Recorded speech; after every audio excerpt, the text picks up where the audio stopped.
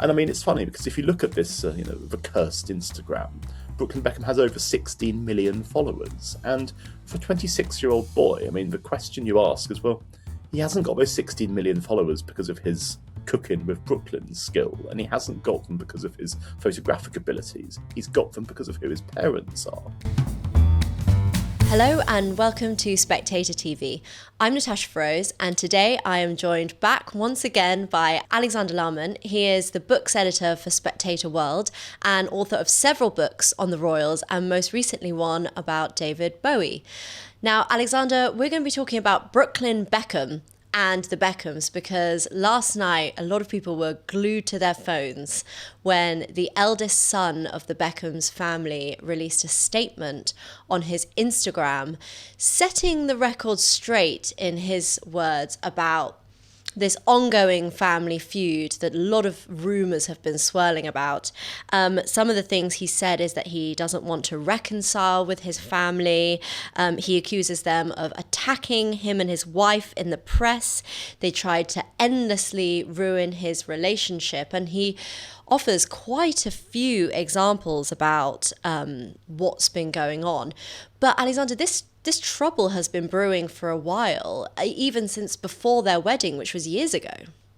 Hi, Natasha. Yes, I mean, it's been a fairly controversial few years for the Beckham dynasty, because obviously, if you would recall, I mean, Victoria and David Beckham have been figures in the public eye since the 90s. I mean, it's been, over 30 years now. They have both been celebrities. And one of the reasons why they've managed to maintain Brand Beckham is by this very strong focus on family. And obviously, they've been photographed with their children many, many times in public. And the children have, I think, benefited from having this very famous surname.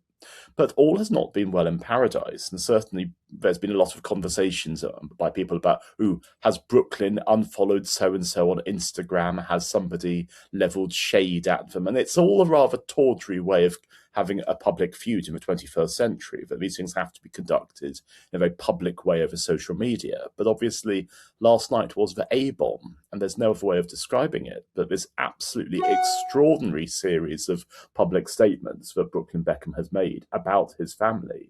And as you say, they're extraordinarily detailed. Some of the things he has said are clearly intended to make his family look both controlling and ridiculous at the same time. And there's a real sense that he says he doesn't want to reconcile with them. And something that we should probably note at this point is that Brooklyn Beckham's wife is a woman called Nicola Peltz, and her father is a squillionaire financier in America. So from a financial perspective, he doesn't need to be part of the Beckham machine anymore. He's actually married into a far wealthier, far grander family in America. So he presumably is just saying, sod it, I will now say what I like. But I mean, obviously, I find it very funny. There's no doubt that there is this great black humour to the whole thing. And while obviously it will be very hurtful and very damaging for the family themselves, there is also the ability to take a step back and look at this combination of Nepo baby privilege with this idea of Brand Beckham being tarnished in a way it never has before, actually. And let's look at Brooklyn Beckham's life so far, and particularly his career, because he's had quite an unconventional career path. He's modelled at 15. I think it's interesting that they really wanted to come across as a grounded family, so the Beckhams made him go and work in a barista. But aside from that, it hasn't really gone straightforwardly, has it? Well, Brooklyn Beckham has offered the world many things. He's offered the world his modelling career. He's offered the world his photography career. And more recently, he's offered a TikTok cooking show called Cooking with Brooklyn. And the photography career rather fizzled out because he published a book when he was 18. And as people pointed out, it was a book of not very good photographs. And the problem clearly was that nobody had said to him at this point, this isn't good enough to be published. Because the thing is, Brand Beckham and the family Beckham are some of the most famous people in the country. And therefore, the children have been given every single privilege and every single opportunity that they would ever want.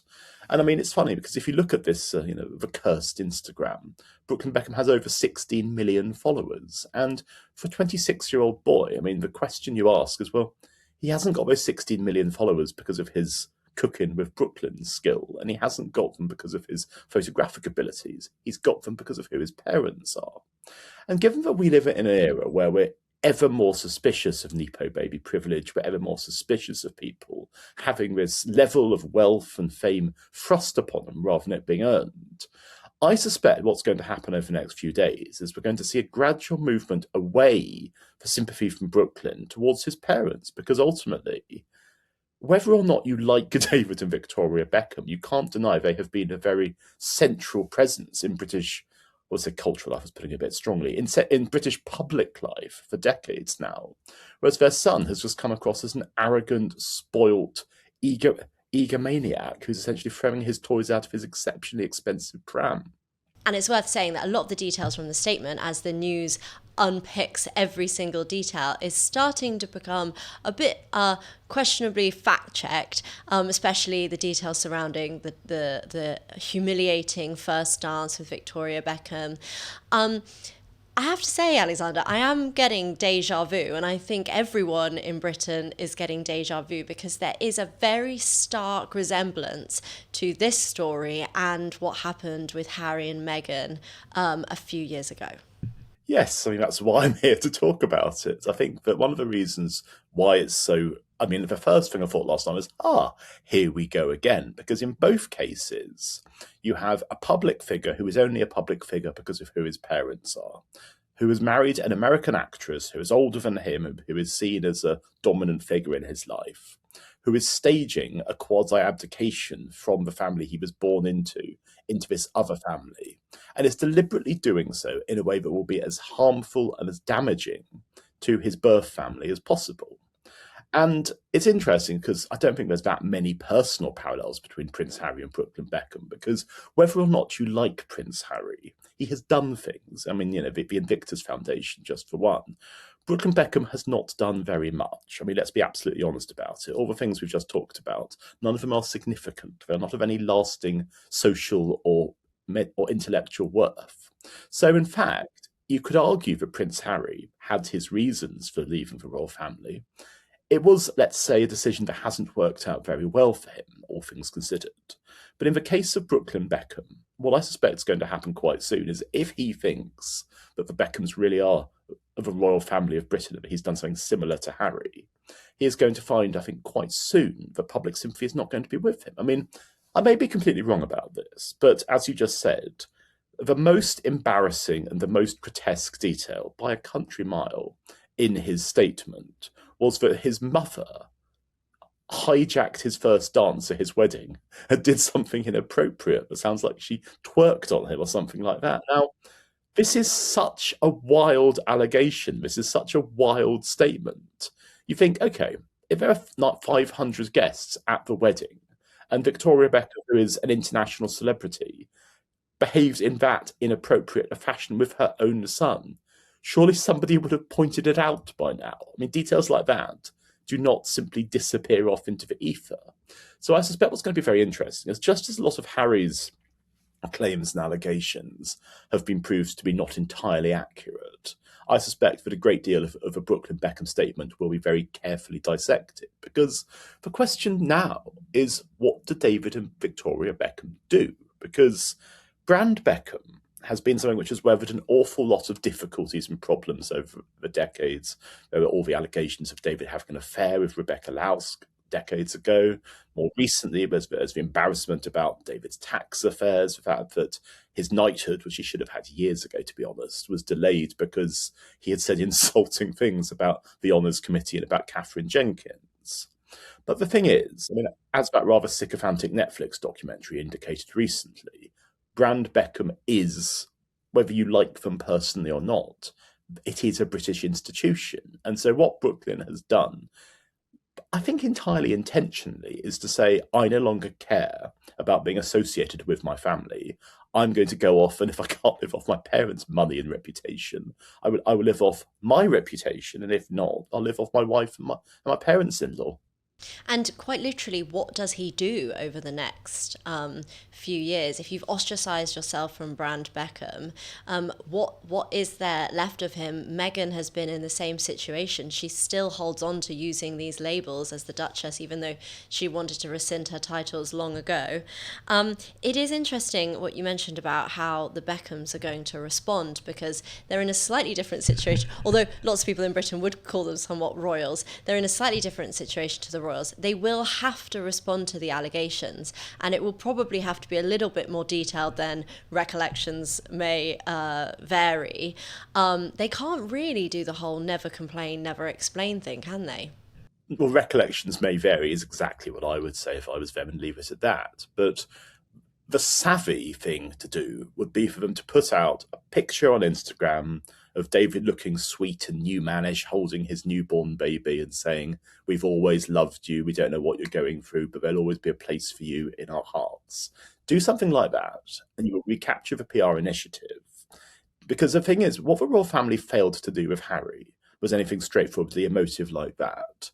There was a real sense of coldness, of his being ostracised. So that is why, I mean, even to this day, he and Meghan are still putting out cutesy videos of the two of them 10 years ago and stuff like that. And there's a real sense that the royal family, because they've never been a touchy-feely organisation, they've never been able to win that kind of battle for hearts and minds. And if I'm sounding unusually pro-Harry, that's not because I've suddenly had a Damascene conversion. It's because I think it's that actually I'm looking at all the stuff about Brooklyn Beckham, and I'm thinking, this is what celebrity is. This is what the Nepo baby thing is that you have these people who start to believe that they have something to offer the world, and he doesn't really. I mean, as I say, to have this failed photography career, which essentially made him a laughing stock, and now, I mean, I don't know, perhaps some of the Spectator TV's viewers are great fans of cooking with Brooklyn, but I mean, the fact that he's saying that you should be using seawater to cook pasta with. I'm just thinking that's not a very good idea. Yeah, I wanted to ask you, Alexander, what is it about that relationship between when an American woman joins a British family, especially a very well established British family, there's always trouble. And of course, we look at Harry and Meghan, but even King Edward the Eighth. King Edward VIII Yeah, but and even Wallace King Simpson. Edward the Yes. Eighth, this happened as well.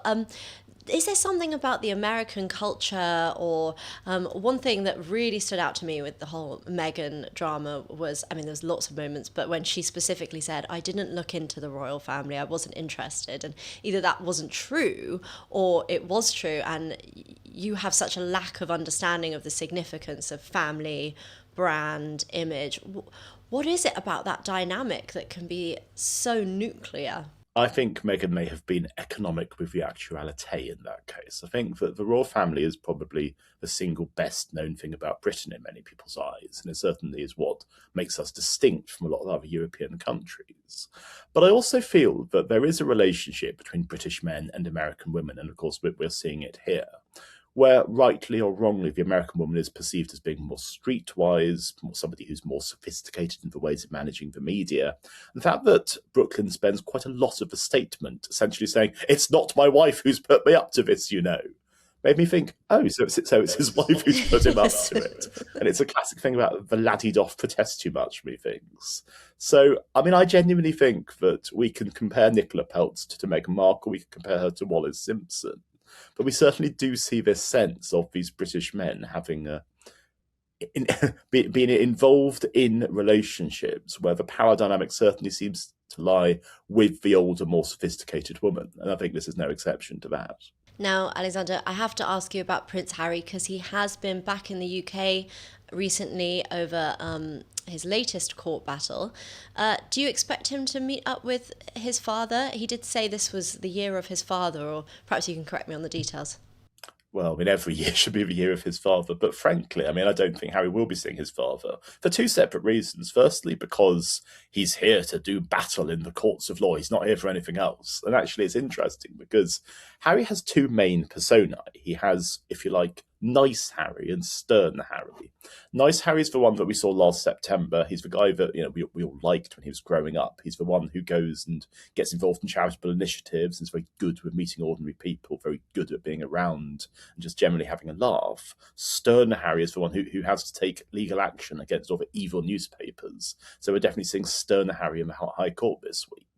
But obviously, the reason why his father can't see him is because he cannot be seen to be taking his son's side, because obviously the high courts are courts that ultimately he as king is in overall responsibility for. So you cannot be seen as having any kind of prejudging the outcome of the case. I mean, although it would purely be symbolic. So he won't be seeing his son. But of course, what's even less likely is that Prince William, the Prince of Wales, will be seeing his brother, because the two haven't spoken or seen each other for years. And until something very dramatic happens, I can't see any way that estrangement's going to end either. Well, we will be watching. Alexander Larman, thank you for joining me on Spectator TV. Pleasure as ever.